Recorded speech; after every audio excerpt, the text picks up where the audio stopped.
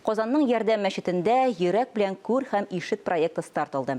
Әлеге проект Президент грантлары фонды тарафыннан хупланып, 2018 елның иң яхшы 100 проекты исемлегенә кергән иде.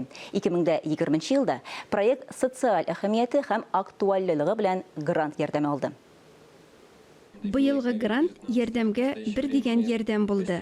Нәкъ шул грант акчасына 15 сентябрьдә мәчеттә курслар башланды. Йөрәк белән күр һәм ишет проектын тәкъдим итүгә багышланган матбугат конференциясендә Татарстан Республикасы Иҗтимагый палатасы рәисе Зилә Вәлиева конкрет проектларны гына түгел, аларны тормышка ашыручы кешеләрне дә билгеләп үтте.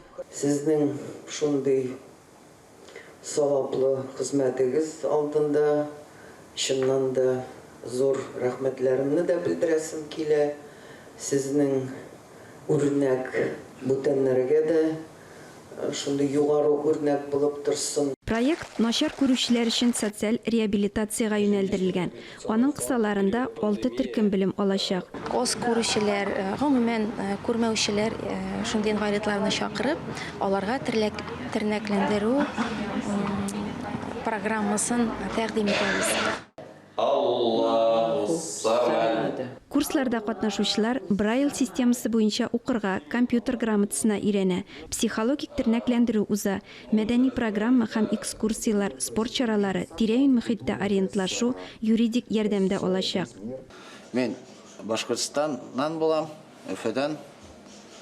Мен инде монда килдем беренче тапкыр. Бу центр ярдәм турында белдем. Үземнең иптәшләрдән. Монда Чечен Республикасыннан бер җегет булып кайткан. Аның ашайында белдем бу ярдәм турында. Шуның номерын берип звониттым. Четверг звонитканым, понедельник монда килеп тә җиттем.